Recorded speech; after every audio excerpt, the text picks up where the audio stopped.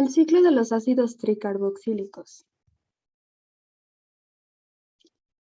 El ciclo de Krebs, también conocido como el ciclo de los ácidos tricarboxílicos, es la segunda fase de las reacciones de la producción de energía en la respiración celular.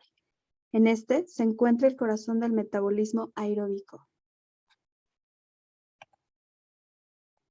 Está involucrado en la descomposición de los tres principales grupos de alimentos: carbohidratos, lípidos y proteínas. Este completa la degradación oxidativa de los metabolitos, tales como ácidos grasos, aminoácidos y monosacáridos, para así convertirlos en energía útil con la ayuda de enzimas. Durante el metabolismo temprano, es decir, la glucólisis, estas biomoléculas se rompen a moléculas más pequeñas conforme a las necesidades energéticas o celulares.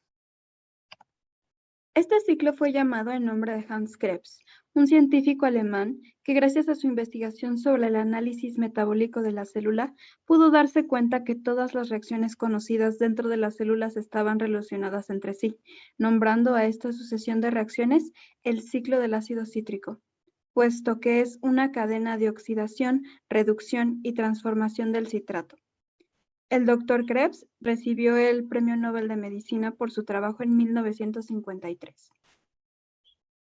Las reacciones del ciclo de Krebs sirven para oxidar el acetil-CoA a dióxido de carbono mientras se transforma la energía del grupo acetil en GTP, es decir, el equivalente del ATP, y se reduce él para poder formar el NADH y el FADH2. También proporciona precursores para muchas biomoléculas, como ciertos aminoácidos. Por eso es que se considera una vía anfibólica, es decir, catabólica y anabólica al mismo tiempo. El ciclo de Krebs tiene dos propósitos principales. 1. Aumentar el potencial de producción de ATP en la célula. Y 2.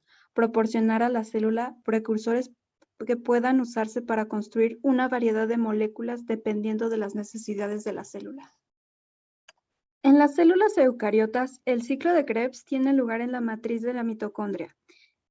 La membrana mitocondrial externa es permeable a la mayoría de las moléculas de pequeño tamaño. Sin embargo, la interna tiene una permeabilidad selectiva y controla el movimiento de los iones de hidrógeno. El ciclo es un circuito cerrado de 8 etapas principales, mediadas por enzimas, en el que la última parte de la vía regenera la molécula utilizada por el primer paso.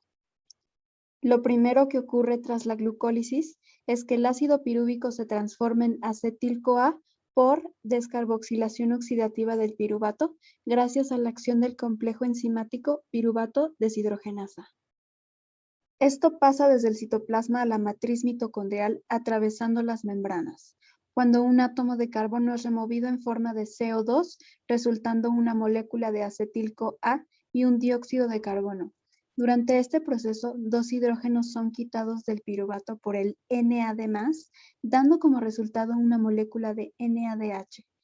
Cabe mencionar que en la reacción final de la conversión del piruvato, coenzima A se combina con un grupo acetil para así formar acetil-CoA. Durante la primera reacción, el grupo acetil de carbonos del acetil-CoA se condensa en oxalacetato y a partir de la enzima citrato-sinasa, esta se convierte en ácido cítrico. La segunda reacción ocurre en 2 pasos y resulta de una isomerización del citrato en el isocitrato a partir de la enzima aconitasa. Durante la tercera reacción, el isocitrato hace una descarboxilación oxidativa para convertirse en alfa-cetoglutarato. Esta oxidación es acompañada por la reducción de NAD+ a NADH y la eliminación de un grupo carboxilo como dióxido de carbono a partir de la enzima isocitrato deshidrogenasa, además de la eliminación de un grupo carboxílico como un dióxido de carbono. Durante la cuarta reacción se da una descarboxilación oxidativa catalizada por alfa-cetoglutarato deshidrogenasa. Esta enzima transfiere el compuesto descarboxilado al CoA, formando un compuesto de 4 carbonos unidos a CoA llamado succinil-CoA. Para la quinta reacción es necesaria la escisión de un tioéster y esta es catalizada por succinil-CoA sintasa. Esta resulta en la síntesis de un nucleósido trifosfato.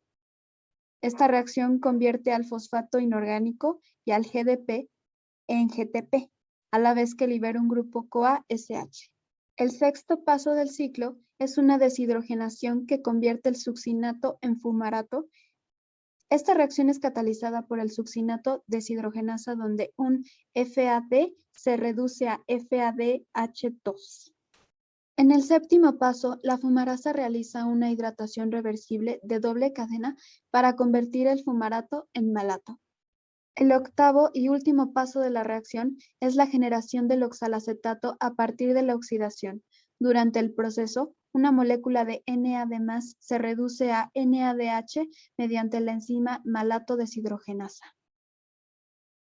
En una sola vuelta del ciclo, esto es lo que se obtiene.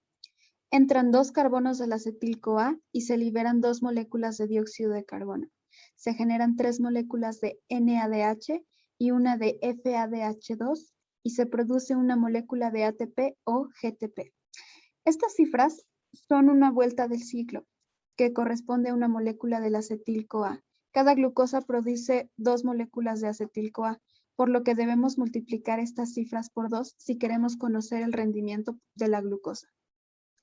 Esta sería la ecuación global del ciclo de Krebs, donde a partir de 2 moléculas de acetil-CoA más 4 moléculas de agua más 6 de NAD más 2 de FAD más 2 de GDP más 2 fósforos inorgánicos, se obtiene 4 moléculas de dióxido de carbono más 6 NADH más 6H más 2 FADH2 más 2 GTP.